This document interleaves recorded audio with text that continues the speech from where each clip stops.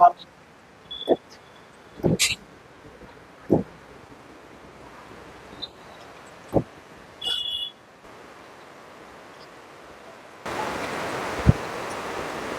Everyone good evening मेरे प्यारे सभी साथियों।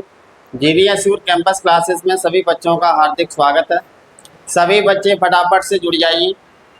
आज फिर से एक और क्लास में आपका सभी बच्चों का स्वागत है।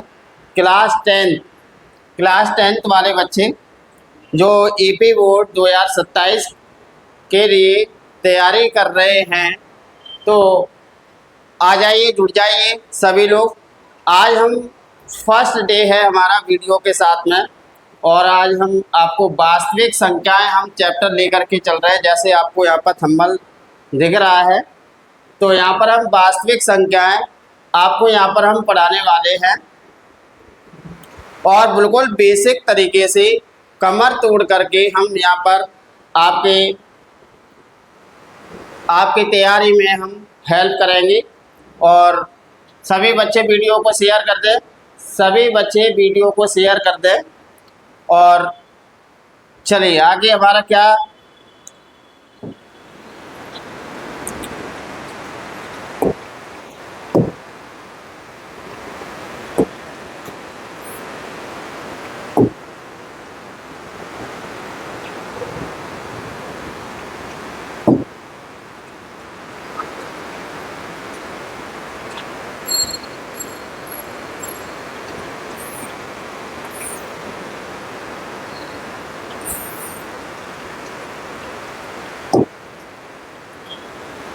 तो देखिए बच्चों, यहाँ पर हमारा क्वेश्चन, आपका पहला क्वेश्चन यहाँ से वास्तविक संख्याओं से यहाँ पर चैप्टर आपका बन रहा है।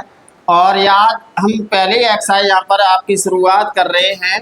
सभी बच्चे अपनी कॉपी पेंसिल लेकर के बैठ जाएं, और जो भी आपके यहाँ पर क्वेश्चन है उन्हें नोट करें, अच्छे से प्रैक्टिस करें।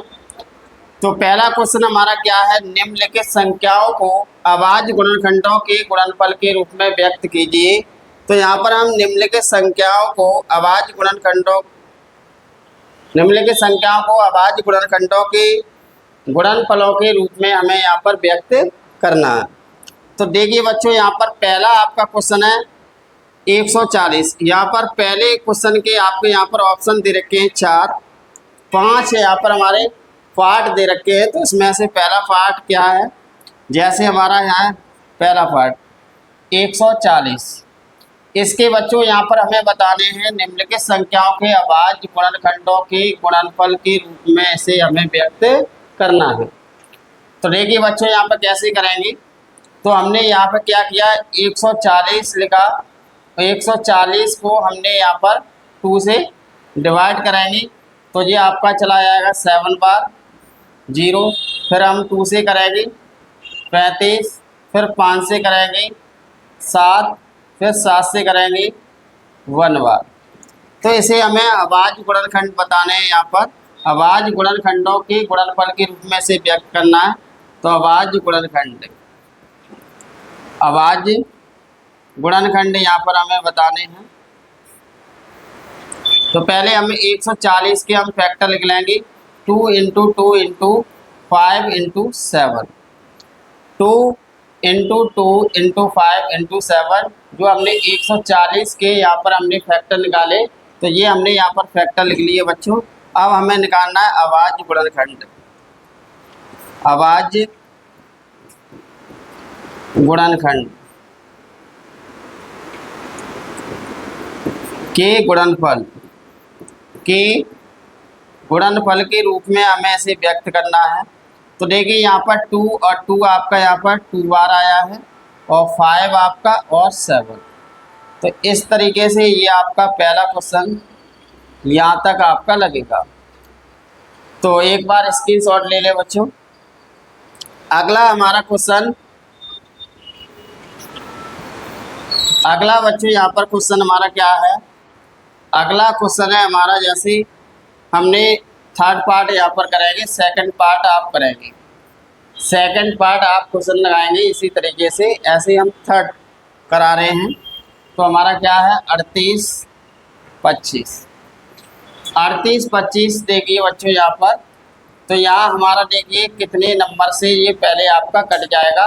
अगर हमारा नंबर के पीछे संख्या के पीछे अगर 5 दिख जाता है, या तो वो 3 से कटेगी, या फिर वो 5 से कटेगी, या फिर वो 7 से कट सकती है।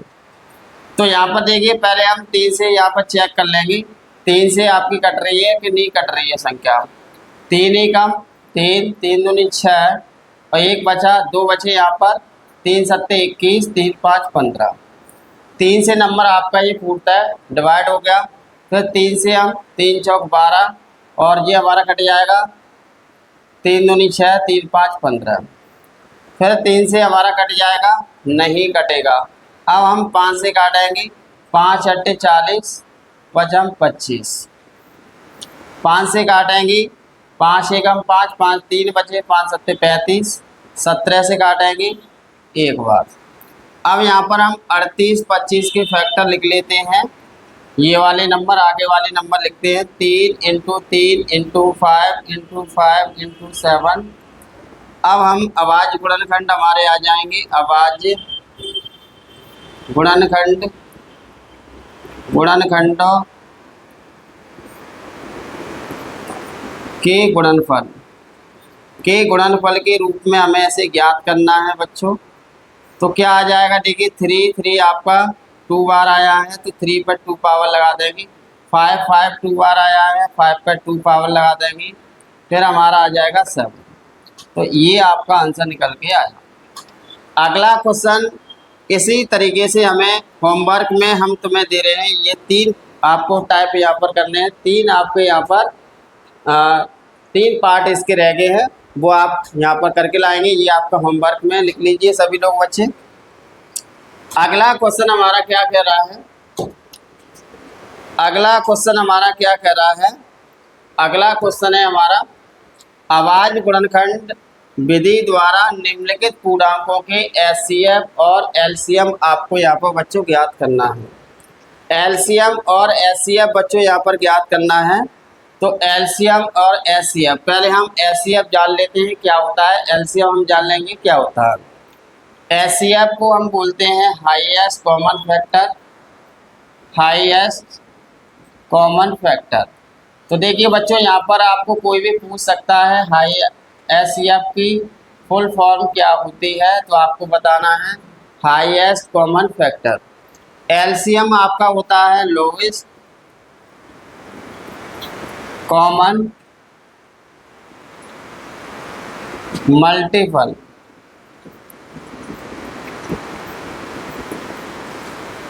हिंदी में नाम होता है इसका महत्तम, महत्तम समापवर्तक। और इसको हम बोलते हैं लघुत्तम समापवर्तक। तो बच्चों यहाँ पर हमारा हाईएस्ट कॉमन फैक्टर और लोएस्ट कॉमन फैक्टर यहाँ पर हम ज्ञात करेंगे। तो ये हमारे कुछ यहाँ पर दे रखी है संख्याएं। नंबर 1 दे रखा है, नंबर 2, नंबर 3। मैं आपको यहाँ पर एक कराऊंगा पार्ट, फर्स्ट क्वेश्चन आपका मैं कराऊंगा और बात बाकी के आपको बच्चों लगा लेना। एक बार इसके बारे में आप स्क्रीनशॉट ले लें, अच्छे से ये जान लें।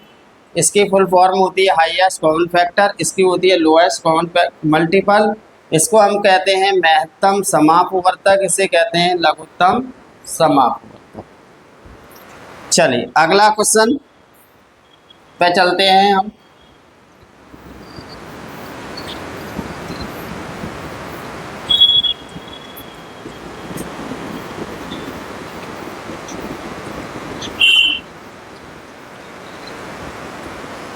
अगला हमारा क्वेश्चन है, जैसे यहाँ पर फर्स्ट नंबर आपको क्वेश्चन दिया गया है 12, 15 और 21।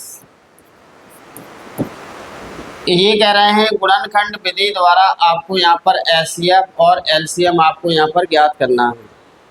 तो देखिए हम अलग अलग भी कर सकते हैं या फिर हम एक ही बार में कर सकते हैं। तो मैं आपको अलग अलग बताऊंगा। 2 सिक्के 12 होते हैं, 2 तिया 6 होते हैं, 3 से 3 एकम 3। 15 के मैं आपका लिखूंगा 3 5 15, 5 एकम 5 होते हैं, 21 के मैं काटूंगा, 3 से 7 बार कट जाएंगे, 7 से 1 बार कट जाएंगे। तो ये आपका यहाँ 12 के हम फैक्टर लिख लेंगे। 12 के फैक्टर आपके आ रहे हैं 2 गुणा 2 गुणा 3। 15 के आपके फैक्टर आ रहे हैं आपके 3 गुणा 5। और 21 के फैक्टर आपके बच्चों यहाँ पर आ रहे हैं 3 गुणा 7। तो पहले हम ये देखेंगे एचसीएफ हमें निकालना है, तो तीनों में हमें कॉमन क्या मिल रहा है वो आपको यहाँ पर देखना। तो देखिए तीनों आपका 3 3 3, तो ये हमारे तीनों में कॉमन है 3 3, तो हमारा एक ही 3 आएगा।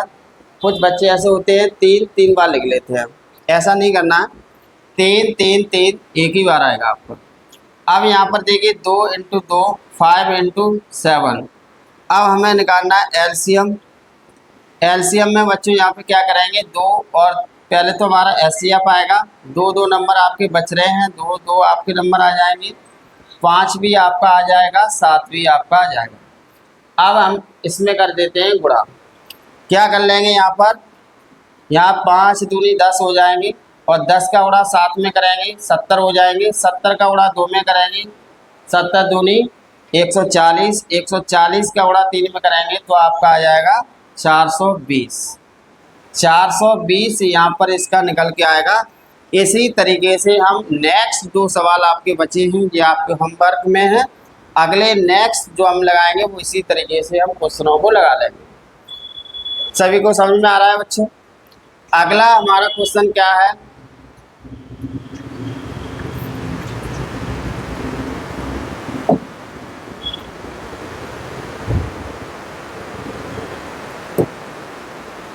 अगला हमारा क्वेश्चन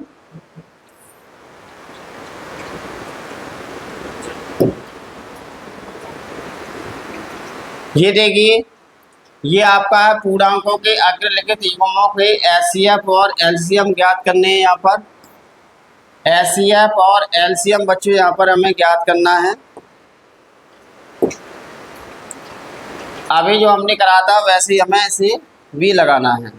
एचसीएफ और एलसीएम ज्ञात कीजिए, इसकी जांच कीजिए कि 2 संख्याओं का गुणनफल एचसीएफ और एलसीएम के बराबर होगा।